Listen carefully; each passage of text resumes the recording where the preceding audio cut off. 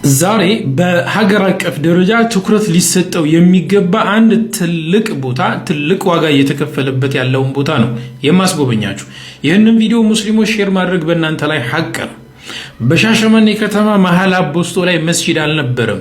ነገር ግን አሁን ላይ እዚህ ጋር የምትመለከቷቸውን የግለሰብ መኖሪያ ቤቶችን ካሳ በመክፈል ትልቅ ዋጋ ከፍለው ወንድሞች የራሳቸውን ቤት ባንክ እያስያዙ እየከፈሉ አሁን ላይ ቤዝመንቱ ያለቀለትን ትልቅ ግዙፍ 2500 ካሬ ላይ ያረፈን መስጂድ እዚህ አድርሰዋል። እንዲሁም እዚህ ጋር የምትመለከቱት ህንፃ በብድር የተገዛው እኔም ማቃቸው ወንድሞች ባንክ ቤታቸውን አስይዘው የገዙት ህንፃ ነው።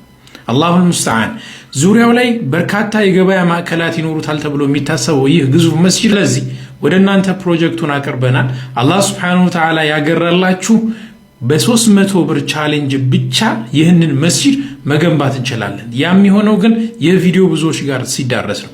ቤተሰባችሁ ውስጥ 10 ሰው ካለ በቤተሰባችሁ በነፍስ ወከፍ 300 ብር 3000 ብር ብትነይቱ እዚህ ጋር በተቀመጠላችሁ አካውንት ብትሳተፉ ሐቂቃ ነው የምላችሁ ይህንን መስጂድ ከቦታው እናደርሳለን።